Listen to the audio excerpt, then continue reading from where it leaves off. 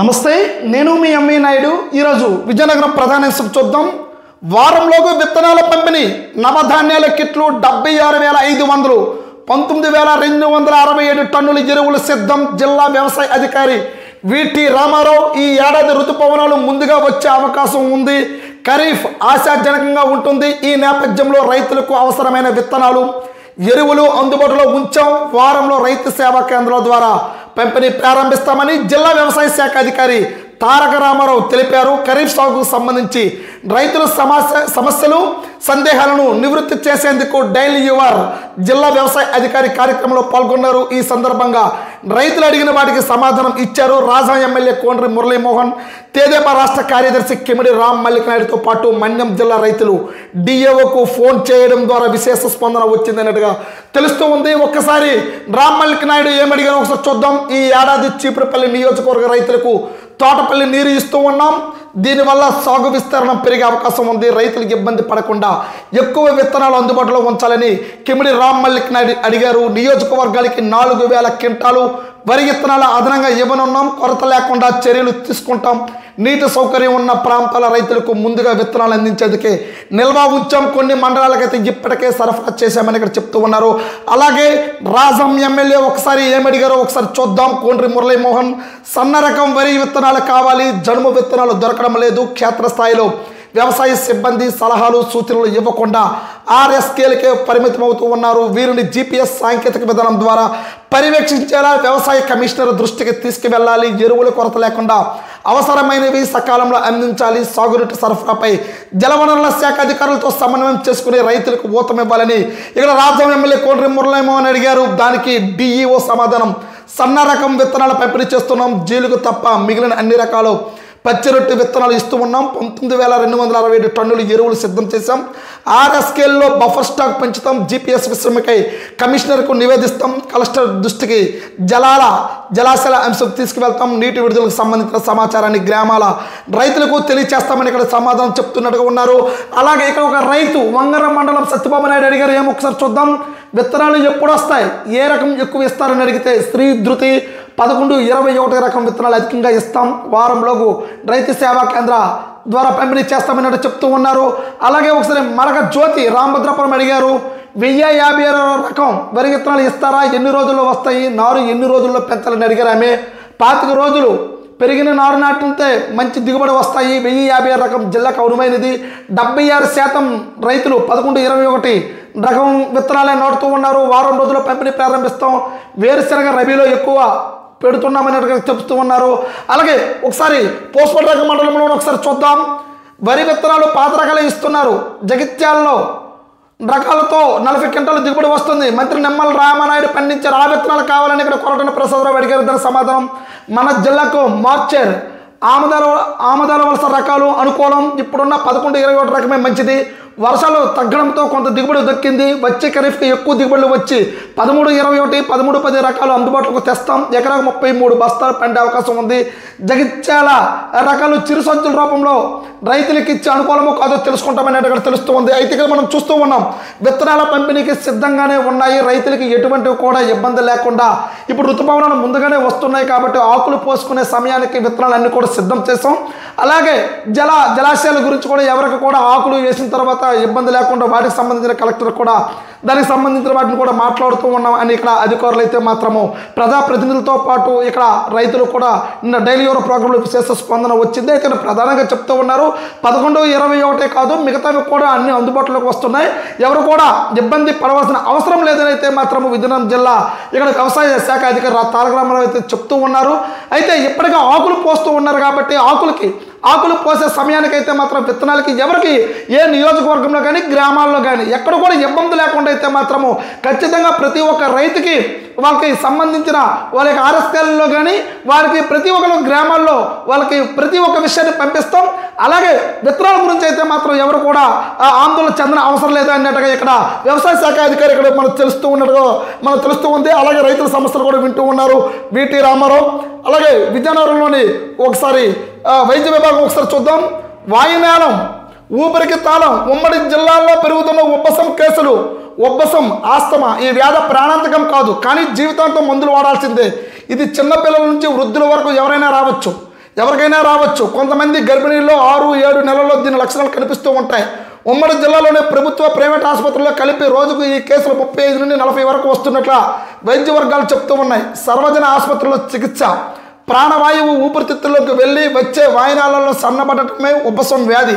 గతంలో మహారాజా ప్రభుత్వ ఆసుపత్రిలో దీనికి చికిత్స ఉండేది కాదు. కానీ ఇటీవల పల్మనాలజిస్ట్ విభాగంలో రావడంతో వైద్యం అందిస్తూ ఉన్నారు. రోజుకు కనీసం 10 నుంచి 12 వరకు కేసులు వస్తూ ఉన్నాయి. నోటు ద్వారా పీల్చుకునే ఇన్హేలర్ మందులు వాడుకుంటే వ్యాధిని దాదాపు అదుపులోకి ఉండవచ్చని, రోజువారీ పనులు ఇబ్బంది లేకుండా చేసుకోవచ్చని వైద్యులు చెప్తూ ఉన్నారు. పడని వాటికి దూరంగా ఉండండి. పిఈటి పరీక్ష ద్వారా ఉబ్బసాన్ని నిర్దేశిస్తారు. ఆ తర్వాత ఇన్హేలర్, రోటేలర్ ద్వారా చికిత్స అందిస్తారు. ఒక్కసారి వ్యాధి నిర్ధారణ అయితే చివరి వరకు మందులు వాడాలి. ఈ సమస్య ఉన్నవారికి కొన్ని రకాల ఆహారం వస్తువులు పడవు. వాసన చూసినా పట్టుకున్నా అలర్జీలా మారుతుంది. వీటిని గుర్తించి దూరంగా ఉండాలని చెప్తూ ఉన్నారు. అయితే అలా చేస్తే కొంతమంది వ్యాధి ఏమిటో తెలుసుకోకుండా తాత్కాలిక ఉపశమనం కోసం నేరుగా మెడికల్ దుకాణాలు, ఆర్ఎంపీ, పిఎంపీలను ఆశ్రయిస్తూ ఉంటారు. ఉబ్బసం రోగులు అదే చేస్తూ ఉన్నారు. అక్కడ వాళ్ళు ఇచ్చే స్టెరాయిడ్స్ వల్ల వచ్చే సమస్య తగ్గకపోగా మరింత ప్రమాదకరంగా మారుతుంది. తక్కువ ఖర్చుతో జరగాల్సిన వైద్యాన్ని వదిలేసి సమస్యలను పీకల మీదకు తెచ్చుకుంటున్నారని ఇక్కడ పల్మనాలజిస్ట్ సంతోష్ కుమార్, మహారాజా ప్రభుత్వ ఆసుపత్రి సంతోష్ కుమార్ చెప్తూ ఉన్నారు. చికిత్స విధానం గురించి వివరిస్తున్న పల్మనాలజిస్ట్ సంతోష్ కుమార్ చూస్తూ ఉన్నాం. ఉమ్మడి జిల్లాలో పెరుగుతున్న ఉబ్బసం కేసులు అయితే పెరుగుతూ ఉన్నాయి. అయితే వాయునాళం ఊపిరికి తాళమని అంటూ ఇది ప్రాణాంతం కాదు, కానీ ఇది మనల్ని వేధిస్తూ ఉంటుంది. కాబట్టి దీనికి వ్యాధి నివారణ కూడా ఉంది. అది మహారాజా హాస్పిటల్లో దానికి సంబంధించిన అధికారులు కూడా ఉన్నారు. కాబట్టి ఖచ్చితంగా మీరు వైద్య నిపుణులు అయితే మీరు అక్కడ ఉన్న ఆర్ఎంపీలో గ్రామ స్థాయిలోనూ ఒక తెలిసి తెలియని మందులు వాడితే మాత్రం ప్రాణాంతం అవుతుంది. కాబట్టి వ్యాధి నివారణకు సంబంధించిన ఇక్కడ మహారాజా హాస్పిటల్ అయితే మాత్రము ఇక్కడ సర్వజన ఆసుపత్రిలో అందుబాటులో వైద్య నిపుణులు ఉన్నారు. కాబట్టి ఇక్కడికి వచ్చి మీ వ్యాధికి సంబంధించిన ప్రతి ఒక్క దగ్గర నివారించుకోవచ్చు అన్నట్టుగా ఇక్కడ వైద్య అధికారులు చెప్తూ ఉన్నారు.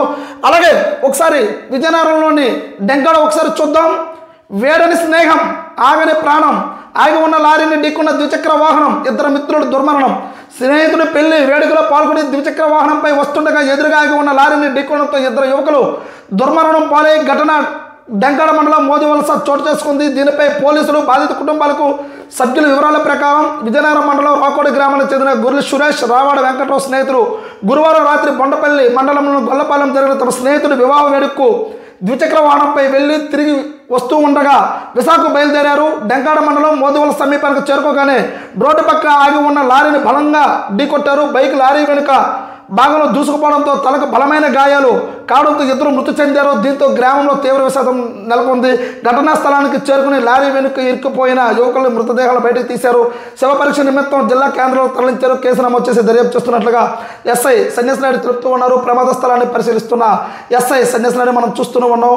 వేడని స్నేహం ఆగని ప్రాణం. అయితే ఎన్నిసార్లు మాధ్యమాల్లో చెప్తున్నా సరే ఎక్కడ కూడా మన బాధ్యత ప్రకారంగా మనం ఎక్కడ నిర్వర్తించడం లేదు. కానీ కుటుంబానికైతే మనం దూరం అయిపోతూ ఉన్నాం. అక్కడ ఆగి ఉన్న లారీని అయితే 2 యువకులు స్నేహితుడు పెళ్లికి వెళ్ళి అక్కడ ఉన్న లారీని ఢీకొనడంతో 2 కూడా దుర్మరణం చెందారు.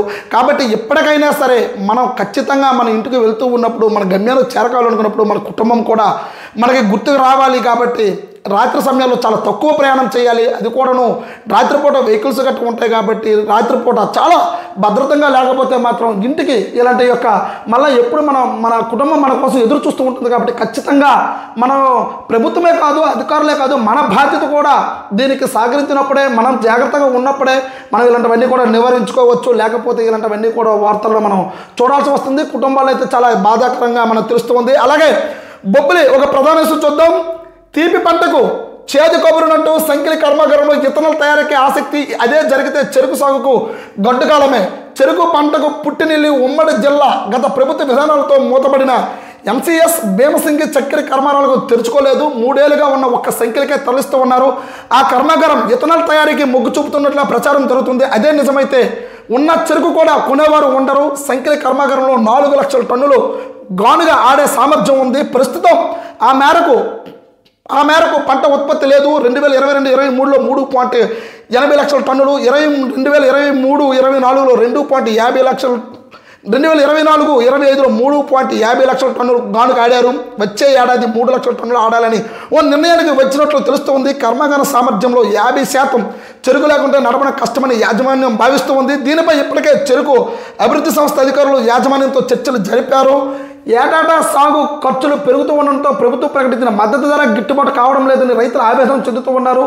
గత ఏడాది టన్నుకు 3,151 ప్రకటించగా రానున్న అదనంగా 205 రూపాయలు పెంచారు. ఎకరాకు 10-12 టన్నులు మాత్రమే దిగుబడి వస్తుంది.